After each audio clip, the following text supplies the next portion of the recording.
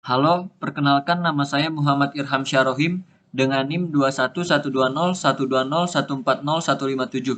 Di sini saya akan mengerjakan Cisco Packet Tracer 5.1.9 Investigate STP Loop Prevention. Yang pertama, kita akan mengerjakan dari instruksi part 1, Observe a Converged Spanning Tree Instance. Untuk langkah yang pertama, kita akan memverifikasi connectivity dari PC1 ke PC2 dengan cara ping.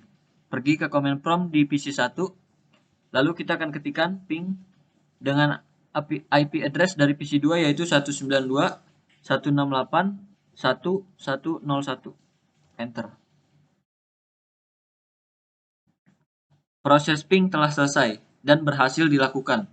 Selanjutnya kita akan melakukan langkah yang kedua yaitu view spanning tree status on each switch. Lalu kita akan masukkan ke dalam table. Pertama kita akan melihat di switch 1 terlebih dahulu. Kita akan mengetikkan command enable. Lalu kita akan mengetikkan command show spanning tree VLAN 1. Enter. Bisa dilihat di sini untuk root ID dengan address ini, lalu untuk bridge ID dengan address ini. Selanjutnya terdapat port-port yang terhubung di switch 1. Yang pertama ada G0/2 dan G0/1. Untuk G0/2 bersifat berstatus forward, maka akan kita tambahkan di tabel. Untuk switch 1, port G0/2 berstatus forward. Selanjutnya untuk G0/1 berstatus forward juga. Dan kita lihat di sini untuk root ID dengan address ini dan bridge ID dengan address ini. Addressnya bisa dilihat berbeda. Maka dari itu untuk root bridge-nya ini no. Dan ini juga no. Selanjutnya kita akan melihat di switch 2. Kita akan mengetikkan command enable. Lalu kita akan mengetikkan command show spanning tree VLAN 1. Bisa dilihat di sini terdapat root ID dengan address ini, lalu dengan bridge ID dengan address ini. Bisa dilihat untuk root ID dan bridge ID-nya sama addressnya. Maka dari itu untuk root bridge-nya yes. Kita akan tambahkan di sini yes, dan ini juga yes. Lalu kita lihat untuk portnya yang pertama ada G0/1 dan berstatus forward. Kita akan tambahkan. Kita lihat untuk G0/2 berstatus forward juga. Selanjutnya kita beralih ke switch 3. Ketikkan command enable, lalu show spanning tree VLAN 1. Bisa dilihat di sini untuk root ID dengan address ini dan bridge ID dengan address ini. Bisa dilihat root dan bridge-nya berbeda address. Maka dari itu untuk root bridge-nya no.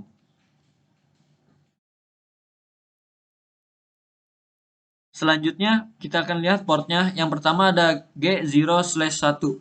Untuk statusnya forward. Kita akan tambahkan.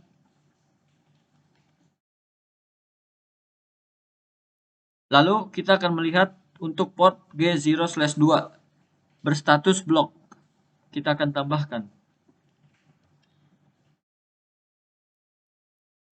Setelah itu kita tutup.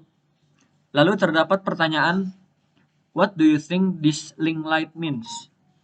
Pada port G0/2 di switch 3 terdapat warna orange. Itu berarti port ini tidak melakukan forwarding atau meneruskan frame karena spanning tree protocol memblokir port tersebut. Selanjutnya untuk pertanyaan yang kedua, what path will frames take from PC1 to PC2? Jalur yang diambil dari PC1 ke PC2 yaitu pertama dari PC1 ke switch 1, kemudian akan dikirim ke switch 2, lalu dari switch 2 ke PC2. Selanjutnya untuk pertanyaan yang ketiga, why do the frames not travel through S3? Bisa dilihat di sini, dikarenakan port G0/2 pada S3 atau switch 3 terblokir oleh spanning tree protocol. Selanjutnya, pertanyaan yang keempat, Why has spanning tree placed a port in blocking state? Kita anggap saja semua switch ini sedang melakukan proses forwarding.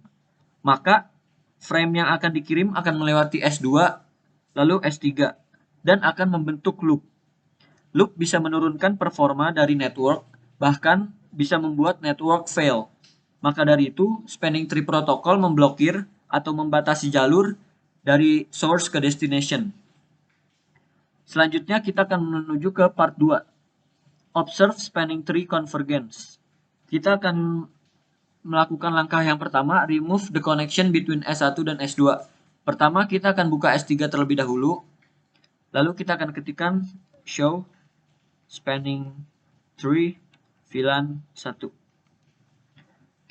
Kita lihat di sini untuk port G0/2 masih berstatus blokir. Selanjutnya kita akan hapus kabel dari switch 1 ke switch 2.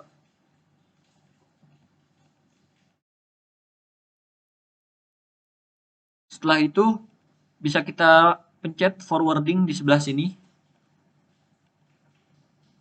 Bisa dilihat di sini untuk port G0/2 sudah berwarna hijau. Kita akan klik S3 atau switch 3.